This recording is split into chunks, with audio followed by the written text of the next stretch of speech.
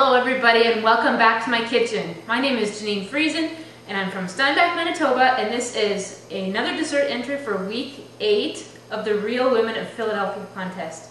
It just started raining outside, but right before it started downpouring, I ran out and got some fresh rhubarb from my well-protected rhubarb plant in the backyard, and we are going to wash this and cut this up. Today we're going to be making some creamy upside-down rhubarb cakes. It's simple to put together, but it will really impress your guests. So we are going to get working on this. We're going to wash it. Even though it's come from my own backyard and I know there's nothing on it, there's still dirt. So we're going to wash them and cut the greens off and cut them into about 1/2 inch pieces.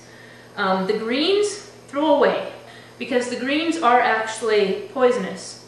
You do not want to be eating them. There is something in there not good for you. So we're going to wash this up, chop it up. I'll meet you right back here. So my rhubarb is all washed and trimmed up. We're just going to cut these into about 1/2 inch pieces now. Won't take long. This rhubarb is just beautiful. I only planted my plant last year and it's producing beautifully. It's actually the second time I've picked from it. I'm hoping I can pick a lot more yet. Like I told my husband after I picked this, I would actually like to have like another 10 plants back there. I love rhubarb. I remember eating rhubarb as a kid, just taking it like this in big pieces with a bowl of sugar and just dipping it in there and eating it straight with just raw rhubarb and sugar. It was just great. So I want about 2 cups of fresh rhubarb. If you don't have fresh, you can use frozen. Just make sure that you drain it because it has lots of liquid in there. So we're going to put this into a bowl. This is going to be the base of our upside down creamy rhubarb cakes. To the rhubarb, we are going to add 1/4 cup of sugar and about 1/2 teaspoon of cinnamon. Toss that around. I have a greased muffin tin, lightly greased. I'm going to take and divide this rhubarb between the 12 muffin tins. And my oven is preheating to 350 degrees. So we'll just put a few in each one.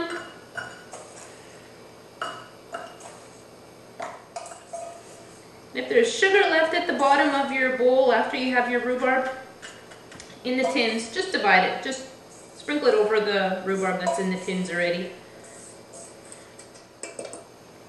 So in our cream cheese layer, we're going to have some lemon juice.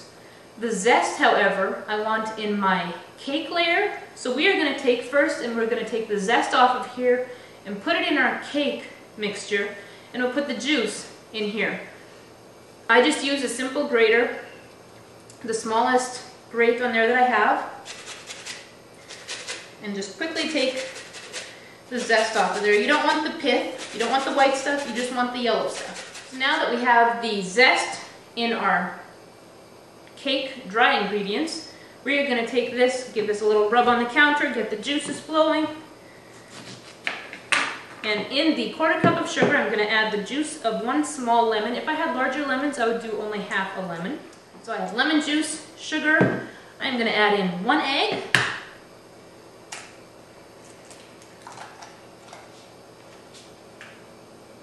and of course our Philadelphia cream cheese. I'm using the brick variety today, and I'm going to use the whole thing. So now we're all ready to mix our cream cheese layer of our upside down creamy rhubarb cakes. I'm going to use my hand blender for this. So we have our cream cheese mixture all mixed up now. We're going to take our muffin tin and we're going to divide this evenly between the 12 muffins, between the 12 tins. Pour it over the top and let it run over the rhubarb. Spread it out a little bit so that it covers your rhubarb fully.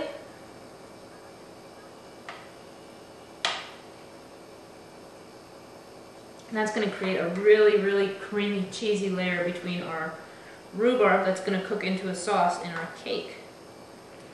So now we're going to move on to the cake portion. I have my dry ingredients mixed together. This is for a gluten-free cake. My dry ingredients consist of brown rice flour, arrowroot starch, sugar, baking soda, baking powder, salt, and xanthan gum. And to that, I've already added my lemon zest. And my wet ingredients are half a cup of plain yogurt, 2 tablespoons of oil, and 1 egg.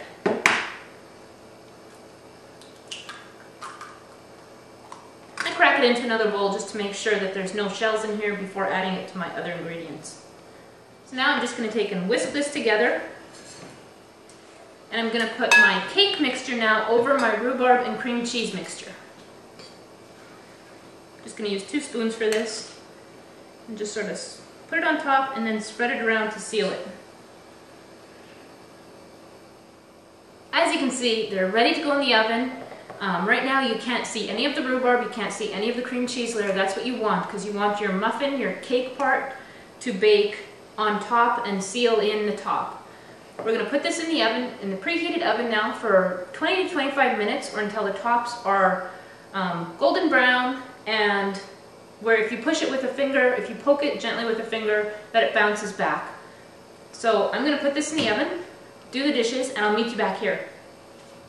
Our upside down creamy rhubarb cakes just came out of the oven. We're going to let them sit now for about 10 minutes before we carefully cut around each one with a knife and flip it upside down on a cookie sheet. Then we'll be ready to transfer them to our serving trays.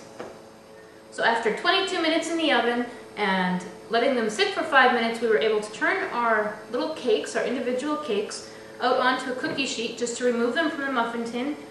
The rhubarb baked into the bottom beautifully into that cream cheese layer, and underneath that is where we have our cupcake layer with the lemon zest in there. You can either put them out on a tray and people can help themselves, or you can plate them up. Here I have 2 on a plate and I just sprinkled on a little bit of icing sugar just for a little bit of decoration. And yeah, a great, quick, and simple dessert that can be made with rhubarb in your own backyard. And now we get to do the tasting part, which is like the best part of this job.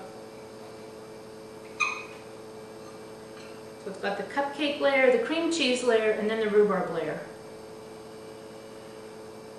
Very moist and really full of flavor. The rhubarb is cooked beautifully, it's nice and tender. Just enough sugar on there that it's still a little bit tart. I think you guys will really like it.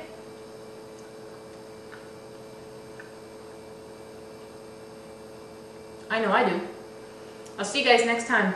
Thanks for stopping by today. Bye.